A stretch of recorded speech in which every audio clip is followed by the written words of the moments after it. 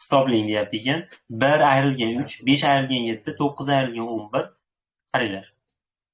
1 dan 3 ni ayrsam -2. 5 dan 7 ni ayrsam ham -2. 9 dan 11 ni ayrsam ham -2. Shunaqa bo'lib ketyapti minusdan 2. Mana.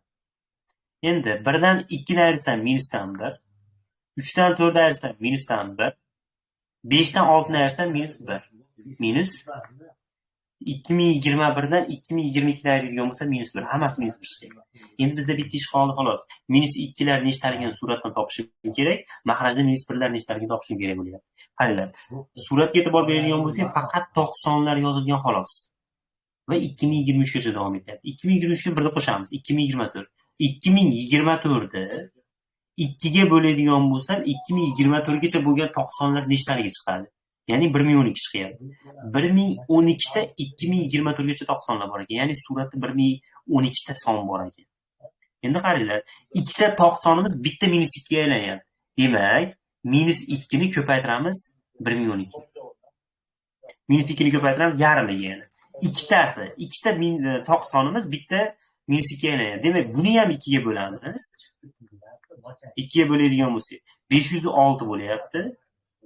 Demak, maytda -2 dan 506 ta bo'lib qolyapti. Xo'p, endi pastdagisiga e'tibor beramiz.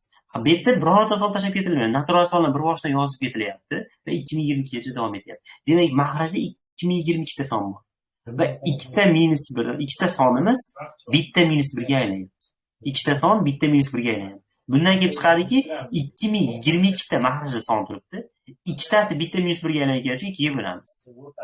1011. 1011 bitta -1 bor ekan pastda. -1 ko'paygan 1011. Xo'p, endi 506 ni 2 ga ko'paytiramiz. Minusdan 1012.